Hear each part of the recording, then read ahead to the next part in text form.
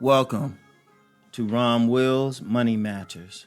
Keep people with a poverty consciousness at a distance. This is very important. I've talked about consciousness before, and I usually talk about consciousness on my Deep Thought channel, but a money consciousness is just as needed. You know, the world we live in, even though I've said several times don't use money to get a mate, you still need money to live. And a big part of money is not so much the actual money, but your consciousness as far as money.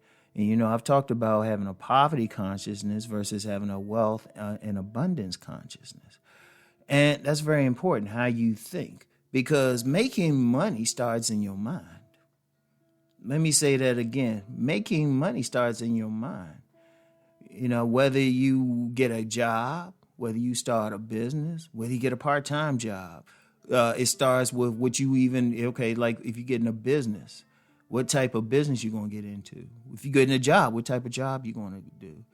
All of that starts in your mind. The universe starts in the mind. Everything starts as an idea first. It's a consciousness. And then you proceed from there. Now, here's the issue. If you following me, you want to have a wealth consciousness and abundance. And that starts not with actual money, working on something or getting into an idea, but just having the idea that there's plenty of money out there. There's plenty of currency. Money is an energy. That's why they call it currency. You can move things around with money. You can even influence people with money if you know how to use it right. Influence people, It does influence people. I still say don't use it to get a mate, but it still influences. We just have to deal with that reality. Not in necessarily a good way, but it can, Because, let me use an example, real quick example with that. You in a restaurant, you get good service. You tip that server a little bit extra. Next time you come, that server goes out their way to bust their ass for you. You influencing their behavior. I'm a very good tipper, and I noticed that. I'll tip them good. As long as the service is decent, I'll give them a little bit extra. I've noticed I've gotten so much benefits, free food, even like discounts and stuff. They go out your way. They be at your table all the time. That's influencing it. But in order to even have that power, you got to have that mindset, And the thing is, once you have that mindset, one of the important things is to surround yourself with other people with that mindset. I believe it was Robert Kiyosaki, the writer of Rich Dad Poor Dad, said that, the amount of money you have or you will make will be the average of your 5 closest friends. That's because there's a consciousness there. There's a consciousness there that must be taken into consideration. Because when you have, say you want to have, you working on a wealth consciousness, all of a sudden you have people with a poverty consciousness around you. Now, one of the things people with a money consciousness wealth consciousness rather, have, is that they will work to have their money work for them. They will take their money and put it into savings accounts, at the minimum, income producing assets at the most. They'll get stocks, they'll maybe buy a property, something like that. Something that can make them money. Start a business, maybe start a parking lot or something, charge people money to park on a space. I don't know, whatever. But that's how the wealth thing. But see, the poverty consciousness person, they don't think that. One of the things that distinguish them from the wealth consciousness person is the poverty consciousness person. They get that money and they spend it. And I'm going to tell you what, they could be making 6 figures and still have a poverty consciousness. You have people who are making 6 figures, making a lot of money, and they still struggling because they don't save it. They don't put it into income producing assets. They don't use money to make more money. They spend it right away. Now, if you have a wealth consciousness, you got to keep those people with a poverty consciousness at a distance. Now, there might be some circumstances where you have to deal with them, such as if they're family. You have to, but even then, you need to limit how you hang around them.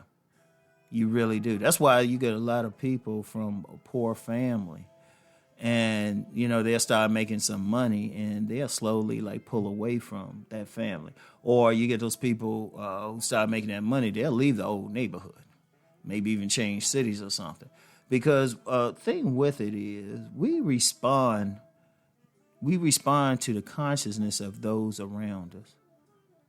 And it's not, you can be strong-minded and everything, but really just to get along with people. Even if we try to be quiet or something, you still, okay, these people thinking this way, you still got to kind of go with the flow just to get along with them, not to cause unnecessary conflict.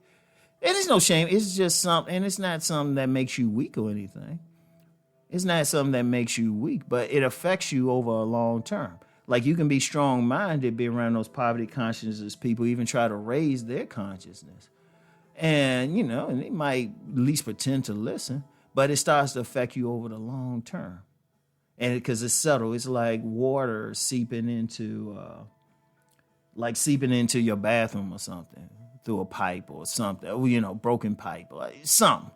All of a sudden you got a wet spot there. You got some mold there or something, but it was very, very subtle. You didn't think about it. That's the same thing. Like a person if you're around a poverty consciousness person and they constantly spending money and they not even trying to get you to change. They just doing their thing. It starts to affect you. You get used to them. And one of the places that this can happen a lot is when you try to be in a relationship. I've talked about that before. You got wealth consciousness. Your mate got a poverty consciousness. Your mate has a poverty consciousness.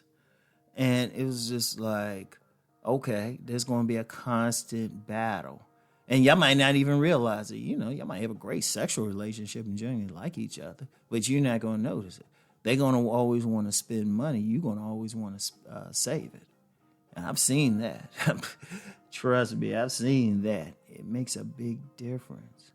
And, like I said, keep them at a distance. Limit your interactions with them. Limit it. If you have a wealth consciousness, you really want to make an effort to be around other people who have the same wealth consciousness. You want to make a great effort. Great effort. You want to fill your personal circle with many people who have at least a wealth consciousness, who are actually working for something. Now, like I said, because of circumstances like family or even where you live, sometimes you're going to be around some people of a poverty consciousness. That's okay. Keep them at a distance. Keep them at a distance. If you got to interact with them, still be polite. Maybe even try to teach them something. And maybe if you can raise them up just by them being around you. But even then, they have to make the work. You can't allow their energy to pull you down. I want y'all to think about that, all right? So, y'all know the deal. Let's go make that money.